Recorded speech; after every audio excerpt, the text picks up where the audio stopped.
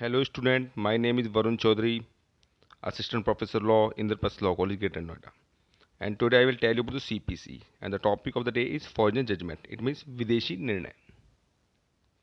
The term foreign judgment defined under Section 26 of the Code of Civil Procedure means the judgment of a foreign court. A foreign court defined under Section 25 of the Code means a court established outside India and not establish by authority of the central government. मतलब ऐसा court जो भारत से बाहर स्थित है और जो भारत की सरकार या भारत की सर्वोच्चतम न्यायालय के द्वारा स्थापित नहीं किया गया है या मतलब उनके अंडर में नहीं आता है।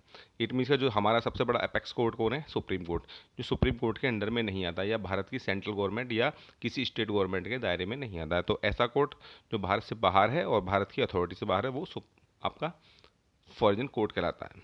ठीक है, अब इनके द्वारा जो जजमेंट दिए जाते हैं वो विदेशी निर्णय कहा जाएंगे, विदेशी न्यायालय के निर्णय कहा जाएंगे।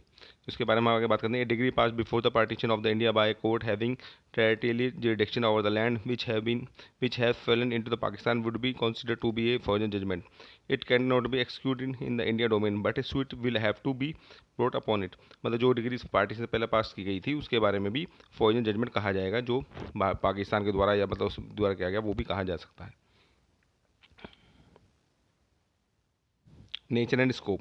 The foreign judgment is enforceable on the principle that it has been tried and adjudication by a court of competent jurisdiction.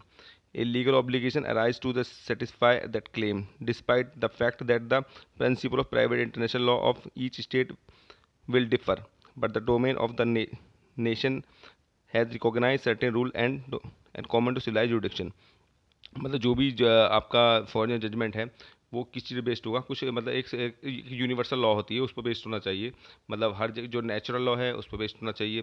जो इंटरनेशनल लॉ है जैसे वो भी नेचुरल लॉ से ही मेल खाती है, उन चीज़ों पर बेस्ड होना चाहिए, अदरवाइज उसको माना नहीं जाएगा। मतलब कि कोई भी ऐसा जो जो विदेशी न्यायालय है वो अगर वो निर्णय दे रहा है तो वो यूनिवर्सल लॉ या इंटरनेशनल लॉ या जो नेचुरल लॉ का जो नियम है, जो आपने नेचुरल लॉ का नियम पढ़ा होगा कि कोई भी व्यक्ति अपने कोर्ट में खुद न्यायाधीश नहीं हो सकता, बिना सुनवाई किसी को दोषी करार दिया जा सकता, तो जो ऐसे लॉ उनको फॉलो करना चाहिए। This common rule is made by the thought consider of the judicial system prevailing in each state for education upon the dispute involving a foreign element and to enforce judgment of foreign court in certain matter as per the international convention. मतलब कोई भी ये जो rule है ये सब जगह लागू होते हैं। मतलब ये इंटरनेशनल कन्वेंशन की जो नेचुरल जस्टिस का नियम है ये सभी न्यायालय में लागू होना चाहिए, सामान्य रूप से वो किसी भी देश का न्यायालय हो। Object of recognized foreign judgment. The judgment of foreign court is enforced on the principle that where the foreign court of competent judiciary has adjudicated upon a claim, a legal obligation arises to satisfy the claim. Into the contrary, where the judgment needed to enforce it. इसका जो उद्देश्य है वो क्या है? इसको मान्यता देने का कि जहाँ भी ऐसा न्यायालय है जो सभी नियमों को पालन करा रहा है, मतलब कि जहाँ पर भी मतलब नेचुरल जस्टिस का नियम फॉलो हो रहा है तो उसको एक हद तक मान्यता दी जा सकती है अगर वो सारे रूल फॉलो कर रहा है। This rule of private international of each state differ in manner respect but by the comity of the nation certain rules are recognise as common of the civilise jurisdiction. मतलब जो civilised जुडिक्शन है उसमें कुछ रूलों को मान्यता दी गई है। जैसे कि मैं आप फिर बार बता रहा हूँ कि जो नेचुरल जस्टिस का नियम है वो सभी जगह समान रूप से लागू होता है। जैसे नेचुरल जस्टिस में क्या है, एक बार फिर से आपको दोबारा से बात बता दूँ, जैसे कि कुछ नियम है कि बिना सुनवाई के किसी को दोषी करार नहीं दिया जा सकता। अपने कोर्ट में अपने मतलब केस में अपने किसी भी मतलब केस में कोई व्यक्ति खुद भी उसका जज नहीं हो सकता, मतलब खुद न्यायाधीश नहीं हो सकता, जज कोई और ही होगा। ठीक ठीक है जी। तो ये कुछ नेचुरल जस्टिस के नियम है जो प्रत्येक कोर्ट में मान्य हैं, वो किसी भी देश का कोर्ट हो जाए। जहाँ नेचुरल जस्टिस फॉलो नहीं हो रहा है तो वो कोर्ट दिए हुए जजमेंट को मान्यता नहीं दी जा सकती है। Third part of the judicial system of each state, these common rules has been adopted to the adjudicated upon dispute involving a foreign element and to enforce judgment of foreign court or as a result of international convention such a recognized accord as an act of consideration but on consideration of basic principle of justice, equity and good conscience as an awareness of foreign law is parallel jurisdiction would be a useful guideline in the determining the our nation of justice and public policy. We are a sovereign nation within our territory, but it is not dignity of the sovereign to take account of the foreign law.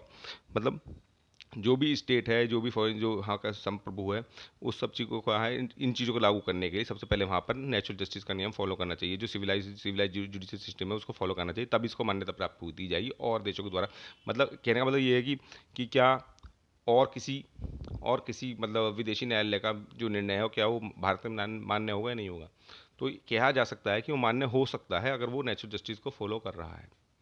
मतलब कि natural justice जो नियम है, civilised judiciary system जो नियम अगर वो follow कर रहा है तो उसको किसी हद तक मान्यता किया जा सकता है, मान्य किया जा सकता है अगर वहाँ का जो लीगल सिस्टम है वो नेचुरल जस्टिस को फॉलो कर रहा है तो। अब कुछ ऐसे पॉइंट हैं जिसे कहा जा सकता है कि इनको मान्यता नहीं दी जा सकती, वो किन कंडीशन में मान्यता नहीं जा सकती, ये हम आपको बताते हैं। In the following 6 case for shall not be conclusive. For not bye competent court, मतलब जो जिस कोर्ट ने वो निर्णय सुनाया वो सक्षम न्यायालय नहीं है। अगर ऐसा है तो विदेशी निर्णय को मानने के लिए कोई भी भारत का जो कोर्ट है या कोई भी और कंट्री कोर्ट है मानने के लिए बाध्य नहीं है। ठीक है। Foreign judgment not to be merit, वो मेरिट पर नहीं लिया गया है। अगर ऐसी कुछ कंडीशन आ रही है मेरिट पर नहीं है तो भी उसको मान्यता देने के लिए इंडियन कोर्ट बाउंड नहीं है बिल्कुल भी। ठीक है।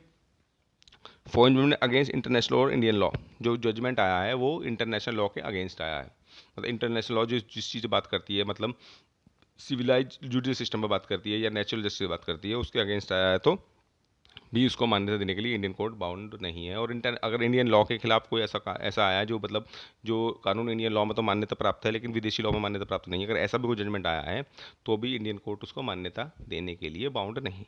ठीक है जी।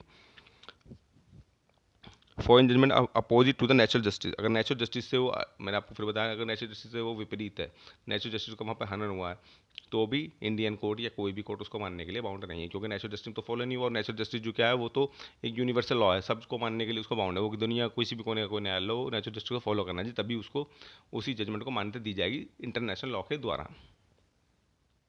Foreign judgment obtained by fraud, अगर ऐसा कोई निर्णय जो कपट के द्वारा ले लिया गया, मतलब धोखा दे के ले लिया गया है, वहाँ पर जजमेंट करा लिया गया है कोई नकली सबूत नकली गवाह के द्वारा, तो भी उसको देने के लिए भारतीय कानून बाउंड नहीं है। Foreign judgment found on a breach of Indian law, अगर इंडियन लॉ को तोड़कर या इंडियन लॉ का हनन करके कोई ऐसा जजमेंट आया है तो भी उसको मानने के लिए बाउंड नहीं है। इसकी थोड़ी सी एक बात और कर लेते हैं, विदेशी न्यायालय कब निश्चय नहीं होगा, मतलब कब निश्चय होगा उसके बारे में बात करते हैं। विदेशी निर्णय उनके द्वारा उन्हीं पक्षकारों बीच या उसी हक के अधीन मुकदमा करने वाले ऐसे पक्षकारों बीच व्युत्पन्न अधिकारों के अधीन वे या उनमें से कोई दावा करते प्रत्यक्ष न्याय निर्णित किसी विषय के बारे में वहाँ के सिवाय निश्चय होगा जहाँ वह सक्षम अधिकारिता वाले न्यायालय द्वारा नहीं सुनाया, जब मैं सक्षम अधिकारिता वाले ने उसने नहीं सुनाया, वहाँ मामले गुणागुण के आधार पर नहीं दिया, जो मामले गुण है उसके आधार पर नहीं दिया है। कार्यवाही में सकरा दर्शन स्पष्ट है कि अंतर्राष्ट्रीय विधि के अशुद्ध बोध या भारत की विधि के को उस मामले में जिसने वह लागू मान्यता देने से इनकार करने पर आधारित है। मतलब कोई भी ऐसा लॉ आया जो मान्यता नहीं देता भारतीय जजमेंट में भारतीय विधि को या इंटरनेशनल लॉ को, तो भी मान्यता देने के लिए बाउंड नहीं है। वे कार्य जिनमें निर्णय अभिप्राप्त किया गया नैसर्गिक न्याय के विरुद्ध, जिसमें निर्णय आया है वो इंटरनेशनल लॉ के खिलाफ है, वह कपट द्वारा अभिप्राप्त किया गया है, कपट के द्वारा उसको ले लिया जाएगा तो भी उसको मानने के लिए बाउंड नहीं है। वह भारत के प्रवत किसी विधि के भंग पर आधारित दावे का ठीक ठहराता है, मतलब कोई भी ऐसा जजमेंट जो भारत की विधि को ठीक नहीं ठहराता, मतलब भारतीय विधि के खिलाफ कोई ऐसा जजमेंट आया तो भी उस चीज़ को मानने के लिए इंडियन कोर्ट बाउंड नहीं है। तो फॉरेन जजमेंट क्या है, मतलब ऐसा है अगर किसी भी लॉ कोई भी जजमेंट आ रहा है उसको मान तो सकते हैं, लेकिन कुछ नियमों को देखा जाएगा कि ये नेचुरल लॉ का हनन ना कर रहा हो, इंडियन लॉ का हनन ना कर रहा हो, कपट के द्वारा ना लिया गया हो। अगर ऐसा नहीं है तो उसको इंडियन लॉ मतलब मान सकता है इंडियन कोर्ट, बाउंड तो फिर भी नहीं है। कि इंटरनेशनल क्या है, वो international law is not a law, international क्या है, आपसी सद्भाव है। इंटरनेशनल लॉ आपसी सद्भाव है, एक संविदा टाइप है, लेकिन फिर भी माना जा सकता है फॉरेन जजमेंट को, पर बाउंड नहीं है। मैं फिर बार बताऊँ बाउंड नहीं है मानने के लिए, लेकिन अगर उन्होंने नेचुरल जस्टिस को फॉलो किया है तो उसको माना जा सकता है।